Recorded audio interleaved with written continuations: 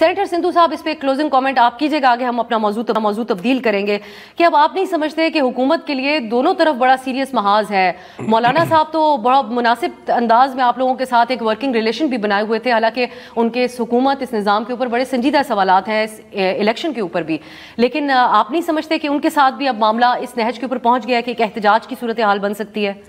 دیکھیے اب صاحب شوکت یوسفزئی صاحب میری بڑی قابل احترام ہے اور بڑی ذمہ بات کرتے ہیں ہمیشہ ہی، اسی طرح مولانا حمد اللہ صاحب بھی۔ میں پہلے بھی آپ سے میں نے ریکویسٹ کی تھی کہ it's a very sensitive topic علماء کرام کا، دینی تعلیم کا، اس میں بہتر یہ ہوگا کہ آپ وزیر مذہبی امور کو ساتھ رہی یا جو بیٹھے ہیں آج وہاں پہ ان میں سے کسی کو لے، میری ذاتی ریکویسٹ ہوگی آپ سے، کیونکہ میرے لیے یہ سارے بڑے قابل احترام ہیں اور یہ دین کا علم پھیلاتے ہیں، اس لیے میں ہاں thank you very much. Sindhu صاحب میں موضوع تبدیل کرتی ہوں، پی ٹی آئی کی بات کر لیتے ہیں۔ عمر ایوب صاحب، اور یہ سینسٹیو ہی سمجھا جاتا ہے معاملہ، ہم کوشش کریں گے کہ اس پہ مذہبی شخصیات ہی بات کریں، کیونکہ وہ پھر ایسا نہیں کہتے ایک دوسرے کو کہ یہ سینسٹیو معاملہ ہے، دوسرے لوگ تھوڑے سے گھبرا بھی جاتے ہیں اور یہ انڈرسٹینڈیبل بات ہے، پاکستان میں کس قسم کی زمینی حقائق ہیں۔ سندھو صاحب، عمر ایوب صاحب نے آج بات کی ہے، وہ کہتے ہیں انسان ہوں یا فرشتے ہم مذاکرات کریں گے، پی ٹی آئی کی طرف سے ایک کمیٹی بھی بنائی گئی ہے، آپ لوگ اس کو تو ایک سنجیدہ ایک اپرچونٹی سمجھتے ہیں کہ پی ٹی آئی کے ساتھ انگیج کیا جائے اب بات چیت کے حوالے سے، یا لیکن دوسری طرف تو یہ بات کی جا رہی ہے کہ بڑا سخت ایکشن ہونے جا رہا ہے عمران خان کے خلاف قانونی طور پہ بھی مزید؟ دیکھیے اب تک عمر ایوب خان صاحب انتہائی قابل احترام ہے، جس طریقے سے وہ بات کرتے ہیں پری کنڈیشنز کہ پہلے شرائط رکھ کے، میں نے پہلے بھی کئی دفعہ کہا ہے کہ یہ جو محبت اور مذاکرات ہوتے ہیں نا، یہ شرطوں پہ نہیں کیے جاتے، اس کے لیے پہلے ماحول بنایا جاتا ہے، ایک ٹیبل پہ بیٹھا جاتا ہے، اس کے بعد سب کے مطالبات آ جاتے ہیں، اس میں سے جو بھی پھر ایزی باتیں ہیں وہ کر لی جاتی ہیں۔ ہم تو بڑی دیر سے ان کو کہہ رہے ہیں، لیکن راؤف صاحب نے اس وقت مانتے تھے کہ خان صاحب نے ان کو فرما دیا ہے کہ نہیں، میں نے 3 رکنی کمیٹی بنا دی ہے جو اسٹیبلشمنٹ سے مذاکرات کرے گی۔ دیکھیں اسٹیبلشمنٹ نے ان سے مذاکرات نہیں کرنے، جو کچھ ان کے ساتھ ہوا، ان کو یزید کافر، پتہ نہیں میر جعفر، میر صادق اور کیا کیا کہا گیا، انہوں نے ڈرٹی ہیری کہا گیا، انہوں نے ان سے مذاکرات، شاید میری اپنی جو میرا ذاتی پرسیپشن ہے، پولیٹیکل پرسیپشن، مجھے بھی 20 سے 23 سال ہو گئے ہیں پولیٹکس میں، اسی طرح میں سمجھتا ہوں کہ وہ ان سے ابھی بھی ان کو پولیٹیکل لوگوں کے ساتھ ہی بیٹھنا پڑے گا، لیکن یہ پری کنڈیشن مذاکرات۔ لیکن آج ان کا سٹیٹمنٹ تھوڑا مختلف ہے، وہ کہتے ہیں کہ ہم تو دلچسپ ہے یہ سٹیٹمنٹ کہ انسان ہوں یا فرشتے، تو اس سے جو تشریح ایک یہ بھی کی جا سکتی ہے کہ سیاستدان ہوں یا دوسری طرف ہو، تو آپ نہیں سمجھتے کہ اب آپ سے بات چیت کرنے کا رجحان بن سکتا ہے؟ آپ کی تشریح بالکل درست ہے، میں آپ کی تشریح سے اگری کرتا ہوں، کوریبوریٹ کرتا ہوں بلکہ اس کو، لیکن جس طرح سے وہ فرما رہے ہیں پری کنڈیشن کہ ہمارے لوگوں کو اس طرح سے کر دیا جا رہا، دیکھیں یہ کوئی ڈپٹی کمشنر نے تو مقدمات نہیں ہے عمران خان صاحب پہ بنائے نا، بانی پی ٹی آئی پہ 3 MPO کے تحت کہ گورنمنٹ ان کو رہا کر دے گی، نو ناٹ ایٹ آل۔ شوکت یوسفزئی صاحب بھی ایڈوکیٹ ہے، سینئر ایڈوکیٹ ہے، ان سے پوچھ لیں کہ اگر گورنمنٹ مقدمہ نہیں بناتی 3 MPO کا تو گورنمنٹ کیسے رہا کر سکتی ہے؟ عدالت نے اگر گرفتار کیا یا کروایا یا واٹس ایپ پر عدالت نے رہا کرنا ہے جی۔ نہیں، لیکن بہت سی اور بھی باتیں ہو رہی ہیں، ہم ڈان کی آج کی خبر کا حوالہ بھی دیں گے۔ شوکت یوسفزئی صاحب، وہ تو سول نافرمانی کی بات کریں، حالانکہ آپ کو پتہ ہے کہ 2014 میں انہوں نے سول نافرمانی کی بات کی تھی اور سب سے پہلے خان صاحب کی جو اہلیہ تھی اس وقت کی انہوں نے بل ادا کیے تھے بجلی کے اور گیس کے۔ شوکت یوسفزئی صاحب، یہ سول نافرمانی جیسی انتہائی کال پہلے آپ لوگوں کی طرف سے دے دی گئی اور اس کے بعد اب مذاکرات کی بات کی جا رہی ہے، آپ کو کس بنیاد پہ ایسا لگتا ہے کہ یہ حکومت ہو یا اسٹیبلشمنٹ ہو وہ آپ کے ساتھ اس موقع کے اوپر انگیج کریں گے؟ تو یہ کال پہلے دے کر آپ نہیں سمجھتے کہ راستے مزید بند کیے گئے؟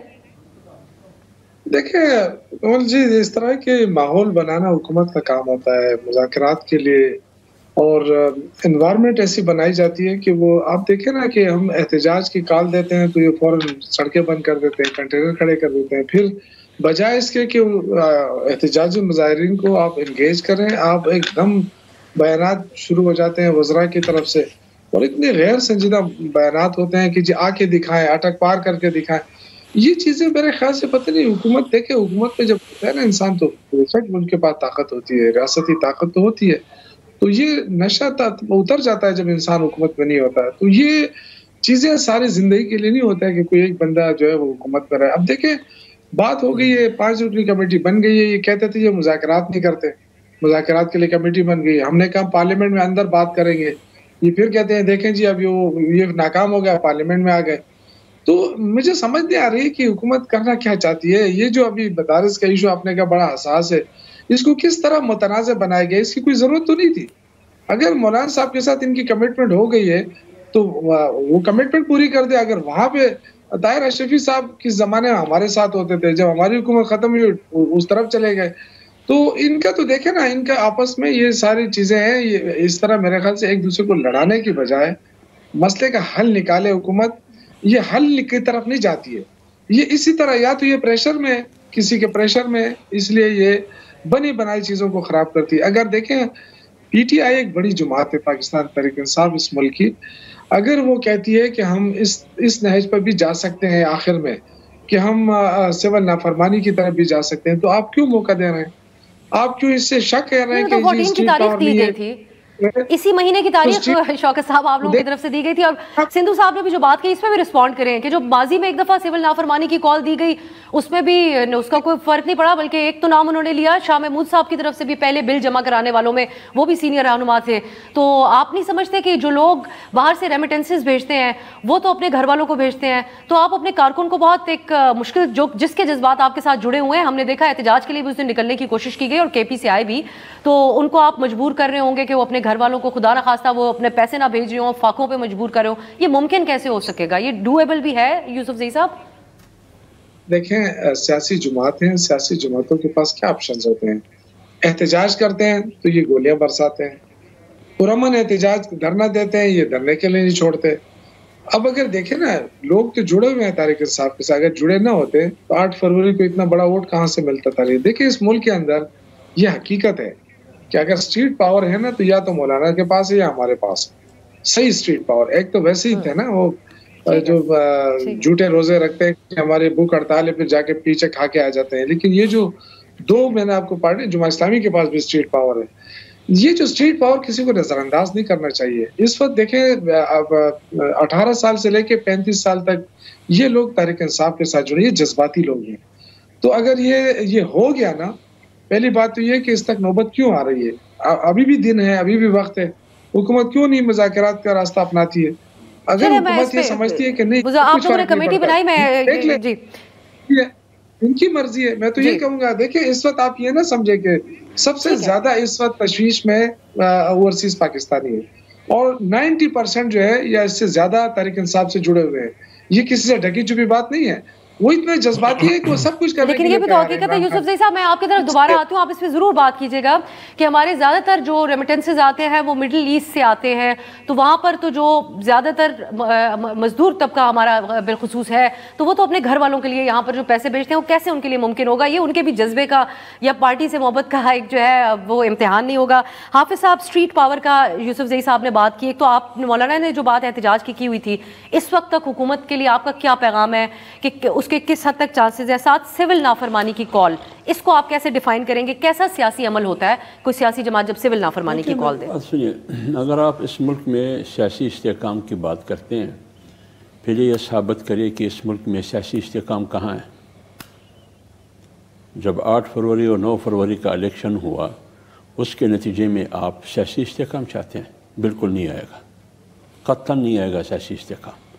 اگر آپ چاہتے ہیں جب سیاسی استحکام نہ ہو، معاشی استحکام چاہتے ہیں، سیاسی استحکام کے بغیر معاشی استحکام بھی نہیں آئے گا.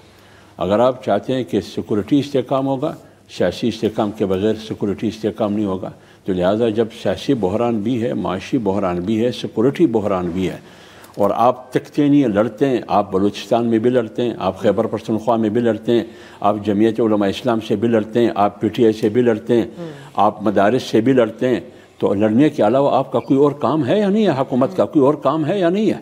اب میرا اسٹریٹ پاور ہے، میں جانوں، میرا اسٹریٹ پاور جانے.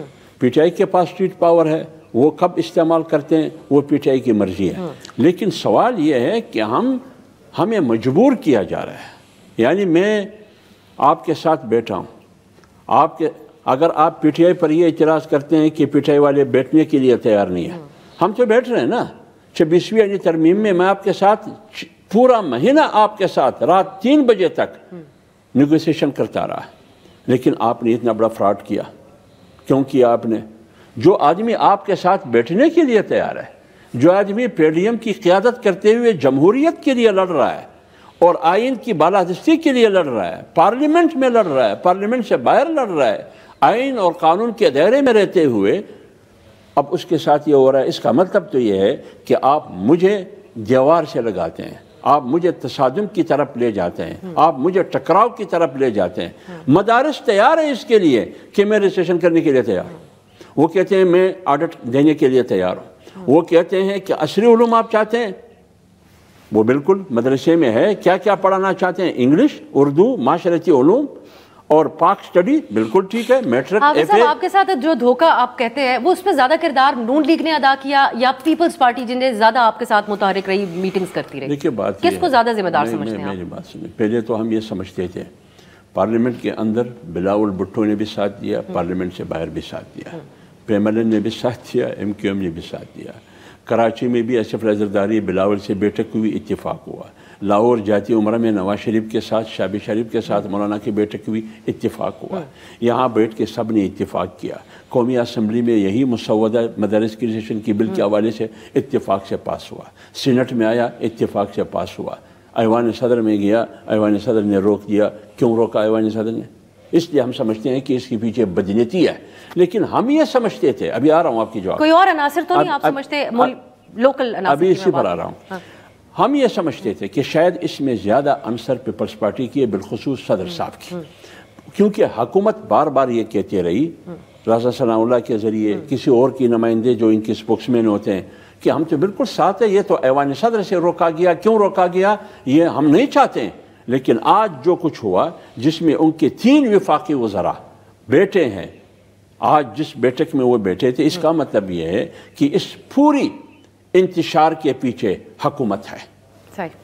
اس لیے ہم نہیں چاہتے ہیں لڑائی، ہم نہیں چاہتے ہیں تصادم، لیکن حکومت مدارس کو سیاسی اکاڑا بنانا چاہتے ہیں کہ انہوں نے علماء کو سامنے بٹھا دیا، علماء کو علماء سے لڑوانا چاہتے ہیں کہ آپس میں علماء لڑے اور قوم کہے کہ دیکھو یہ داڑھی اور پگڑی والے آپس میں لڑتے ہیں.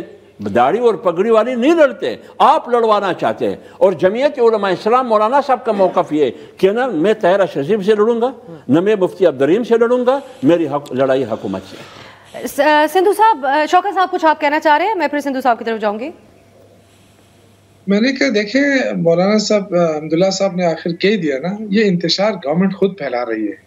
یہ انتشار نہ پھیلاتی نا تو بڑے پرامن طریقے سے سارے جمہوری لوگ ہیں، سارے سیاسی لوگ ہیں، لیکن یہ حکومت چاہتی نہیں ہے کہ سیاسی طریقے سے کوئی اور آگے آئے. یہ سمجھتے ہیں کہ بس ان کو کرش کرنا ہے، کیونکہ الیکشن کے ذریعے تو یہ ووٹ نہیں لے سکتے ہم سے، تو یہ کرش کرنے پہ تلے ہوئے ہیں. تو میرے خیال سے یہ رویہ انتہائی خطرناک ہے اس ملک کے لیے. بہت سارے ابھی ریسنٹلی جو تبدیلیاں آئی ہیں پورے دنیا کے اندر، بہت سارے ممالک کے اندر انقلاب آ چکے ہیں.